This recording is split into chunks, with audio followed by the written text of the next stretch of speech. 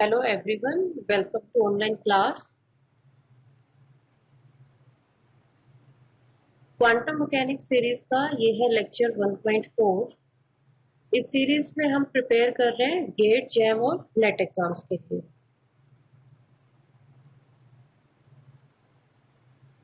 इस सीरीज में पहले 1.1, 1.2, 1.3 3 लेक्चर्स हम पहले अपलोड कर चुके हैं और ये हमने बिल्कुल इंट्रोडक्शन से स्टार्ट किया है क्वांटम मैकेनिक्स। इस कोर्स को फ्रेशर स्टूडेंट्स भी कर सकते हैं, एकदम स्टार्टिंग से हमने इंट्रोडक्शन से इसे स्टार्ट किया है। लेक्चर 1.1 के अंदर हमने इंट्रोडक्शन, सिलेबस, ये सब चीजें डिस्कस की हैं। लेक्चर 1.1 हमारे पास इंट्रोडक्शन है। लेक्चर 1.1 में हमने इंट्रोडक्शन, सिलेबस, कॉम्पिटिटिव एग्जाम्स के लिए ये सब डिस्कस किया है। लेक्चर 1.2 से हमने स्टार्ट किया है पोस्टुलेट्स और लेक्चर 1.3 में भी पोस्टुलेट्स ही कंटिन्यू है। लेक्चर 1.4 के अंदर भी पोस्टुलेट्स आज हम फिनिश करेंगे। क्वांटम मैकेनिक्स के फॉर्मुलेशन में यहाँ पर 5 पोस्टुलेट्स हैं। 1.2, 1.3 के अंदर हमने फर्स्ट 4 पोस्टुलेट्स एक्सप्लेन किए हैं विद एग्जांपल्स। आप इन वीडियोस को जाकर देख सकते हैं, डिस्क्रिप्शन बॉक्स में इनके हम लिंक अवेलेबल करा देंगे। इसके बाद 1.4 लेक्चर के अंदर आज हमें कंप्लीट करना है 5th पोस्टुलेट और टोटल हमारे 5 पोस्टुलेट्स हैं, ये कंप्लीट हो जाएंगे। 5th पोस्टुलेट हमारे पास है time evolution of A system. Time evolution of A system. Time evolution of A system, इसके अंदर देखिए 5th पोस्टुलेट है ये हमारा। अगर हमें कोई सिस्टम गिवन है और उसका प्रेजेंट टाइम में जो स्टेट है वो हमें गिवन है साई। साई हमें किसी सिस्टम के लिए टी टाइम पर स्टेट गिवन है। अब हमसे ये पूछा हुआ है कि टी डैश टाइम पर, at time t dash, what will be the state of system.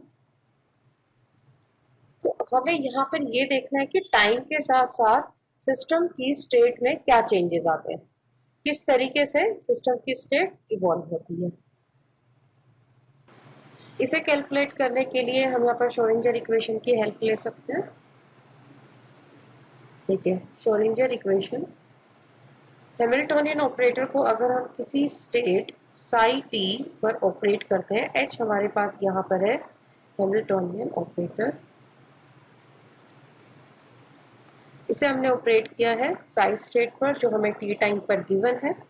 Hamiltonian operator को देखो, इसको हम टाइम डिपेंडेंट किस तरीके से डिफाइन करते हैं, उसको हम यहाँ पर एक अलग से लिख देते हैं। हैमिल्टोनियन ऑपरेटर जो हम टाइम डिपेंडेंट डिफाइन करते हैं तो किस तरीके से होता है, iota h cross del by del t, ये इसका मैथमेटिकल रूल है हैमिल्टोनियन ऑपरेटर के लिए जब इसको हम टाइम डिपेंडेंट फॉर्म में स्टडी करते हैं। इसके बाद इसे हमने यहाँ पर ऑपरेट किया हैमिल्टोनियन ऑपरेटर को साई टी स्टेट पर।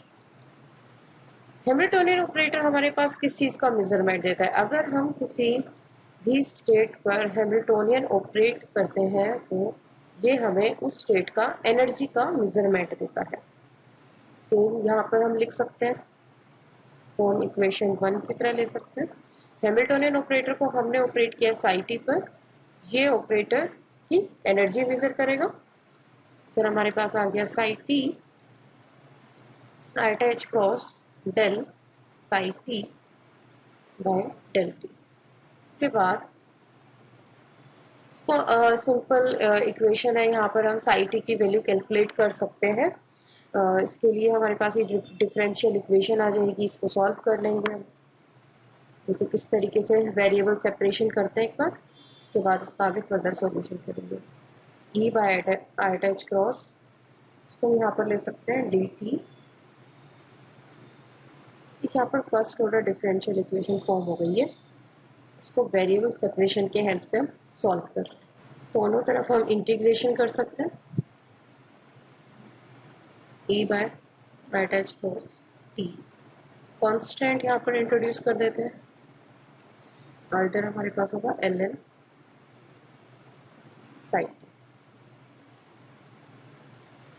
अब अगर मान लीजिए हमें किसी अनदर टाइम जैसे t इक्वल 0 टाइम या t equal t dash time पर स्टेट गिवन है तो हम t टाइम पर यहाँ से कैलकुलेट कर सकते हैं।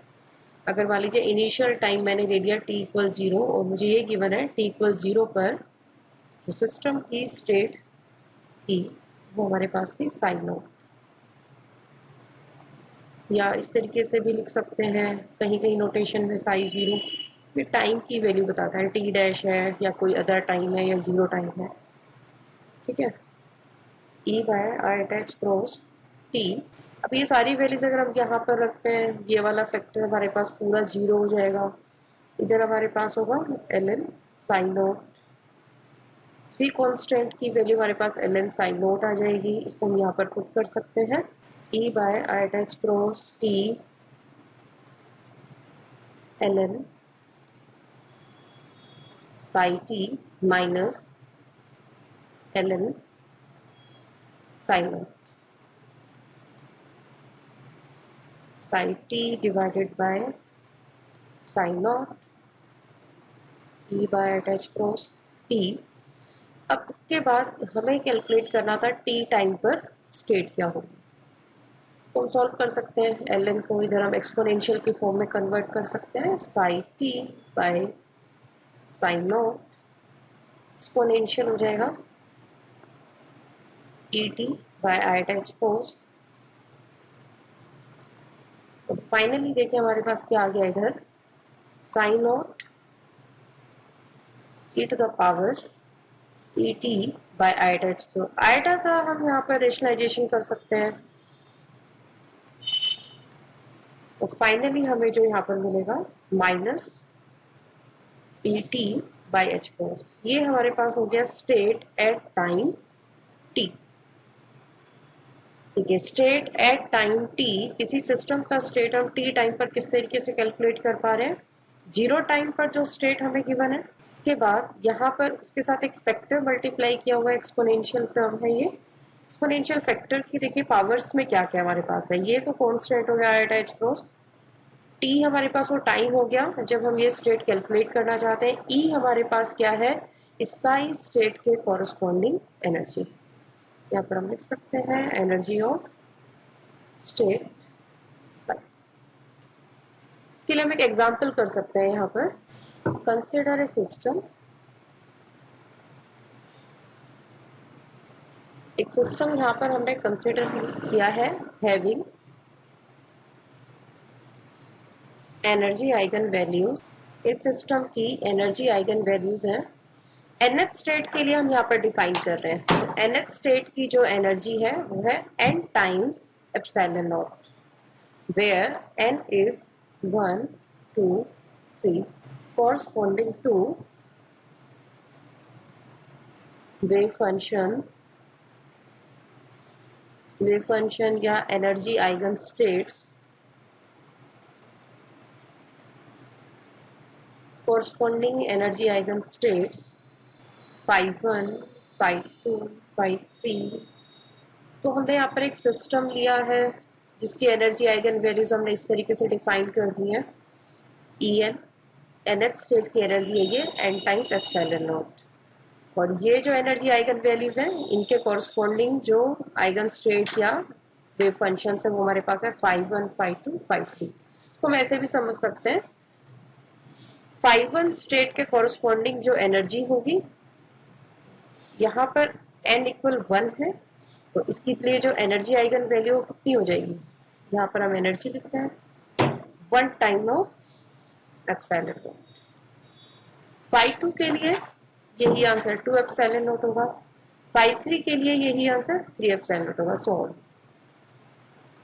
यहाँ पर देखिए हमें कैलकुलेट क्या करना है, late wave function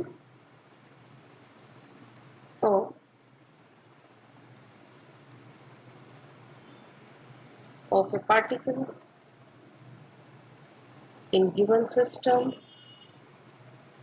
at t equal 0 is, t equal 0 पर हमें wave function डिफाइन किया हुआ है पार्टिकल का, इस तरीके से गिवन है a1 times phi1 plus A2 times phi2। तो t इक्वल 0 टाइम पर सिस्टम का वेव फंक्शन हमें ये गिवन है। अब हमें कैलकुलेट क्या करना है, हमें कैलकुलेट करना है, calculate wave function of the system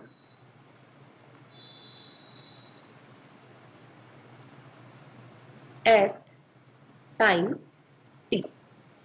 t time पर हमें इस सिस्टम का न्यू वेव फंक्शन जो होगा वो कैलकुलेट करना होगा। ठीक है, इस पोस्टुलेट के अकॉर्डिंग फिफ्थ पोस्टुलेट कहता है कि at time t wave function हम किस तरीके से डिफाइन करेंगे, जो हमें वेव फंक्शन 0 टाइम पर दिया हुआ है उसको मल्टीप्लाई करना होगा किस फैक्टर से, आयोटा माइनस आयोटा, तो में एनर्जी का टर्म है टाइम बाय एच क्रॉस। तो यहाँ पर जो ये साई फंक्शन है ये हमारे पास कॉम्बिनेशन की फॉर्म में दिया हुआ, एक तरीके से सुपर पोजिशन है ये phi1 और phi2 का। और अगर ये सुपर पोजिशन है phi1 और phi2 का तो इस वाले टर्म को फिर हम कैसे सॉल्व करेंगे, तो हम ये कह सकते हैं हम phi1 का पहले टाइम इवोल्यूशन करेंगे, phi2 का टाइम इवोल्यूशन करेंगे और इन दोनों का जो सुपर पोजिशन होगा वो भी एक टाइम इवोल्यूशन फंक्शन हो जाएगा। तो पहले phi1 का टाइम इवोल्यूशन कर लेते हैं। phi1 state wave function of ground state कह सकते हैं एट टाइम t। इनिशियली जो गिवन था इनटू में इस स्टेट का हमें यहाँ पर एनर्जी आइगन वैल्यू लिखना होगा, जो भी एनर्जी होगी। और अभी हमने डिफाइन किया था इस स्टेट की जो एनर्जी है 1 टाइम ऑफ एप्सिलॉन नॉट है। इसी तरीके से हमें phi2 स्टेट का भी टाइम इवोल्यूशन करना होगा। phi2 स्टेट का अगर हम टाइम इवोल्यूशन करेंगे तो phi2 state at time t equal 0, exponential term के अंदर इस स्टेट के कॉरस्पॉन्डिंग एनर्जी आएगी। इस स्टेट की एनर्जी हमारे पास कितनी है, twice epsilon not t by H cross. अब इन दोनों का जो सुपर पोजिशन होगा वो हमारे पास हो जाएगा साई। साई टी हमारे पास क्या है, a1 times phi t plus a2 times phi one t, इधर हमारे पास है फाई2 टी। फाई1 अभी हमने कैलकुलेट किया है, फाई1 हमारे पास कितना है, इनिशियली जो था 0 टाइम पर स्टेट और साथ में ये एक्सपोनेंशियल टर्म हमारे पास है। इसके बाद यहाँ पर हमारे पास क्या है, फाई2 एट 0,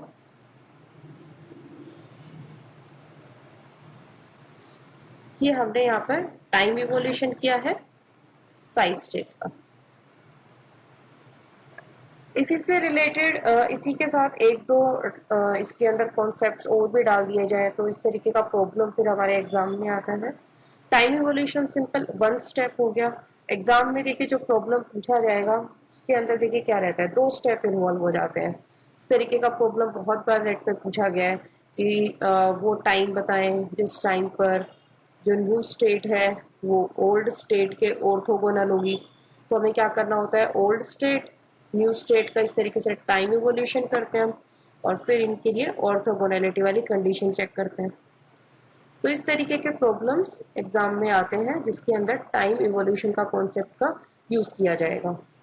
पोस्टुलेट्स एकदम बेसिक है क्वांटम मैकेनिक्स को समझने के लिए, तो यहाँ से स्टार्ट करने से आप जितने भी प्रॉब्लम्स हैं पोस्टुलेट से अगर आप स्टार्ट करते हैं तो उसको इजीली आप कर पाएंगे। इसके अलावा यहाँ पर देखिए हमने पोस्टुलेट्स तो फिनिश कर दिए हैं। इसके बाद हम नेक्स्ट वीडियोस में आगे स्टार्ट करेंगे पोटेंशियल प्रॉब्लम्स और उसके बाद कुछ फिर प्रीवियस ईयर प्रॉब्लम्स हम लेंगे कॉम्पिटिटिव एग्जाम्स के। इसके अलावा अगर आप लोगों का कुछ और क्वेरी है या आपको किसी और सब्जेक्ट के बारे में जानना है तो आप लोग हमें व्हाट्सएप कर सकते हैं। ये हमारा व्हाट्सएप नंबर है 7303028251, या आप हमें मेल कर सकते हैं। हमारी मेल आईडी है govt.exam11@gmail.com और हमारा टेलीग्राम ग्रुप है, इसको भी ज्वाइन कर सकते हैं। Okay, thank you.